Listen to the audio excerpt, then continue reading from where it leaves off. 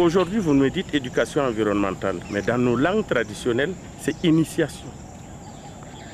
L'initiation dont on parle, l'initiation africaine, c'était de les amener, les former, leur apprendre à se servir de la nature de façon durable pour se nourrir, pour se vêtir, pour se soigner, pour leurs besoins spirituels et religieux, pour une vie harmonisée.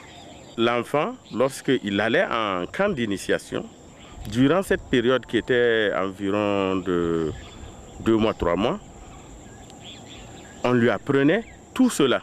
Donc il connaissait l'importance des éléments de la nature pour lui. Et maintenant, dans le sens de la régulation, de la conservation et de la préservation, on leur disait tel animal était sacré, tel animal était sacré. Et le mot sacré signifie respect, adoration même de foi, protection et défense. Donc nous nous sommes appuyés sur ces valeurs-là pour réveiller certaines fibres. Et tout au long de l'éducation des enfants, l'oralité est une donnée principale dans le mode de communication. Et le parc urbain Bangourou-Rokon, dont je rappelle le nom, signifie la forêt où on acquiert le savoir. C'est comme une école à ciel ouvert, c'est un laboratoire permettant de donner, de matérialiser tout ce que nous apprenons à l'école, qui est 2 fois abstrait et pas 2 fois concret.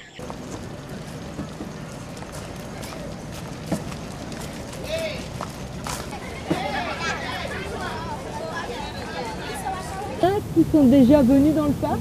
Oui. Vous levez la main très haut. Donc vous devez protéger les oiseaux. Mais avant de protéger ces oiseaux, vous devez connaître les oiseaux d'abord avant pour les protéger. Ça va? Donc ça veut dire que les oiseaux sont très importants. Donc les oiseaux que nous voyons là, souvent beaucoup d'oiseaux sont de passage chez nous. Donc c'est des oiseaux qui appartiennent au monde entier. Ça n'appartient pas seulement au Burkina. Donc il faut les protéger.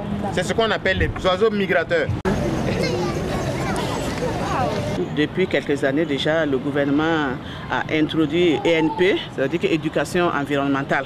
On voit ça dans le programme Les plantes, les animaux, surtout pour leur protection. Et ce matin, nous avons vu la pépinière, ça leur a fait beaucoup de bien parce que hier, nous avons parlé de la pépinière. Ils ne savaient pas ce que c'est, j'ai essayé de les expliquer. Mais aujourd'hui, vraiment, ça leur a fait du bien parce qu'ils ont vu ça pratiquement ce que c'est que la pépinière.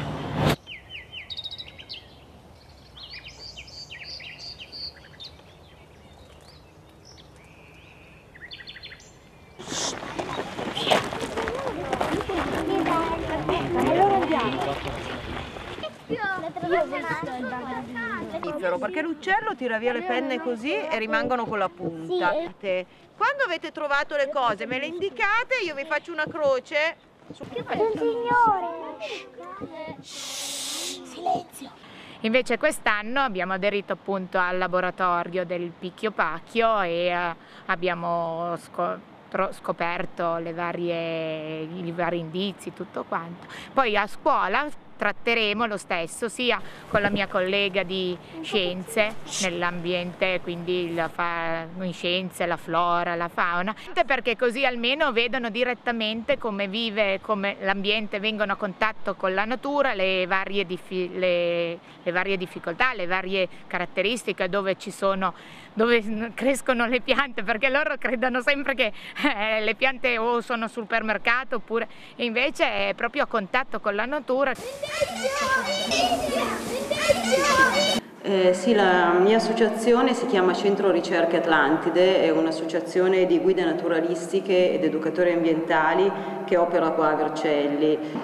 Sì, vabbè, per quanto riguarda L'educazione ambientale in sé sicuramente anche da noi, anche nel Vercellese, insomma qua in Italia è importante che venga fatta proprio perché negli ultimi tempi si è perso il contatto con la natura e quindi è importante proprio riuscire a cercare di ricreare questo contatto e quindi è importante, oltre alla semplice educazione fatta a scuola, quindi la parte più scientifica, la parte più teorica, poter accostare queste lezioni a delle uscite sul territorio. In genere la metodologia è quella coi più piccoli di puntare soprattutto sull'affezione verso il territorio, quindi sul proporre ai ragazzi delle attività che siano delle attività ludiche, di gioco, sensoriali, in modo proprio da cercare di collegare dei momenti piacevoli alla natura.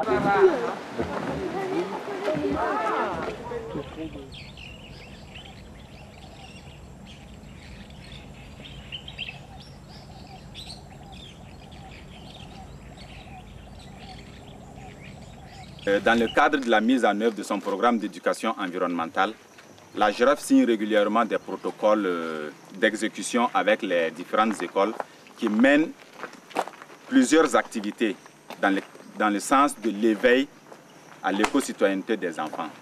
Et c'est dans ce contexte qu'il est prévu une visite de la forêt classée réserve partielle de faune de la Komoé-les-Rabats. Donc, cette activité consiste à amener les enfants et nous laissons la latitude à l'enseignant qui va poser des questions aux enfants qui répondent, de sorte qu'on suscite en eux l'éveil de la protection des ressources naturelles. Sur le panneau, qu'est-ce que vous voyez? Oui? On voit le feu.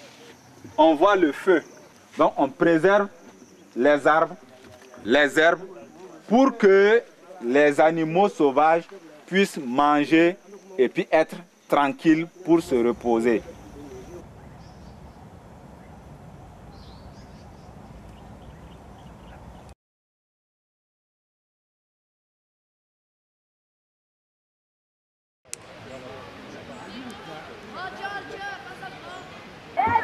Ma siamo venuti perché noi parliamo sempre molto di ambiente, di ecologia a scuola e ci sembrava opportuno farli vivere veramente in mezzo alla natura per capire meglio come si può fare per rispettare in pratica la natura, non solo in teoria, quindi sperando che così loro imparino ad apprezzare meglio e a non distruggere. Anche perché noi viviamo in un paese vicino alle montagne.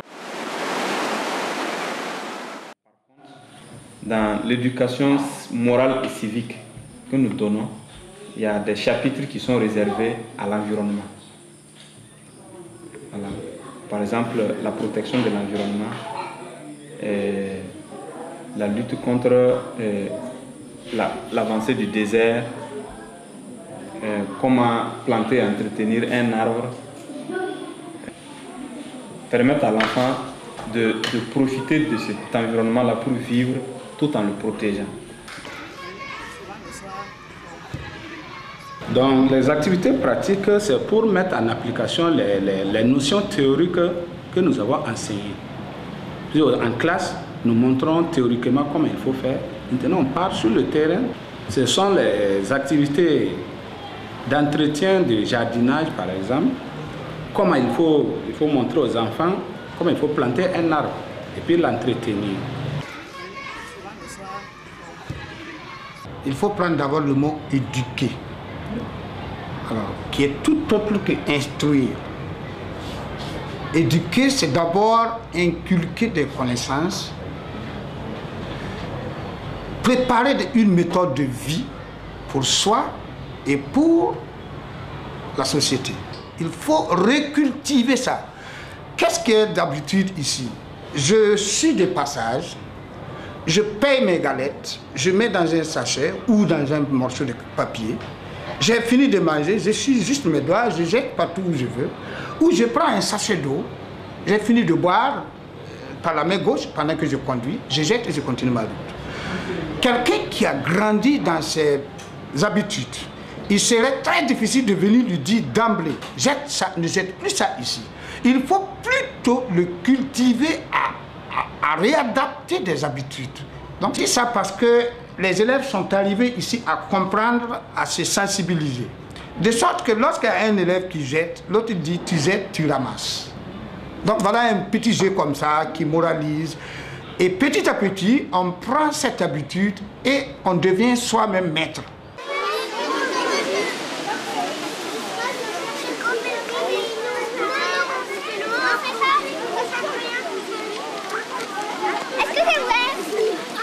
Alors, il y avait un axe éco-citoyenneté, on a donc visité l'île de la Table Ronde à Vernaison et les enfants se sont un peu mieux rendus compte de l'influence à la fois positive et négative que pouvait avoir l'homme sur les bords du Rhône. L'intérêt d'un échange comme celui qui a eu lieu aujourd'hui, c'est à la fois dans nos classes de structurer les connaissances. Ça a été l'occasion de restituer tout ce qui avait été appris, mais en l'organisant.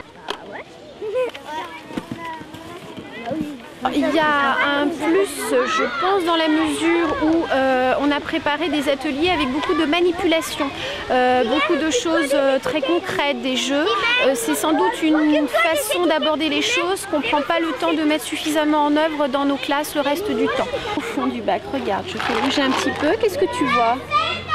Qu'est-ce qui reste accroché au fond du bac? Oui, d'accord. Le sable qui était mélangé à l'eau. Voilà, elle est un peu plus propre.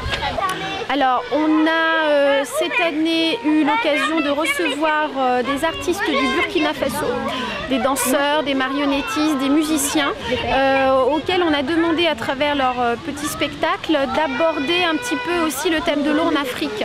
Donc c'est particulièrement bien tombé et les enfants ont pu se rendre compte de la disparité des richesses et des ressources en eau sur la planète à travers cette intervention.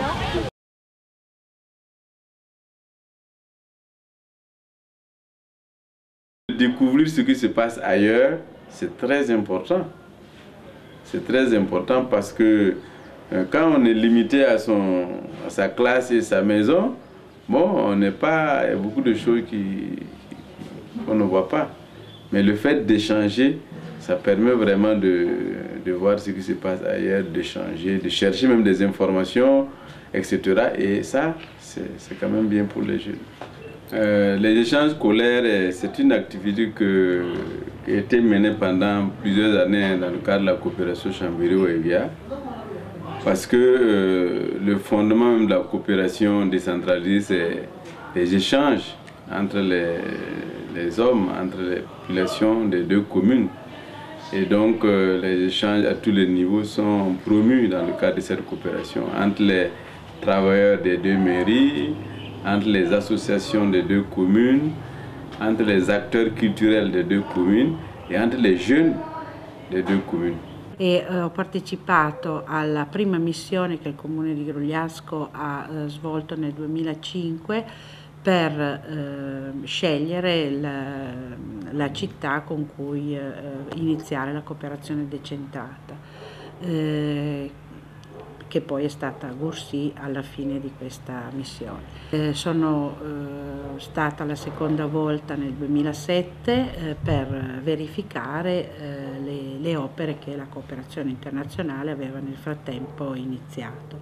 In particolare noi come scuola siamo stati coinvolti nella costruzione della scuola nel sector 5, per cui la seconda volta ho avuto modo di avere contatto con gli insegnanti per iniziare a questo punto uno scambio invece culturale.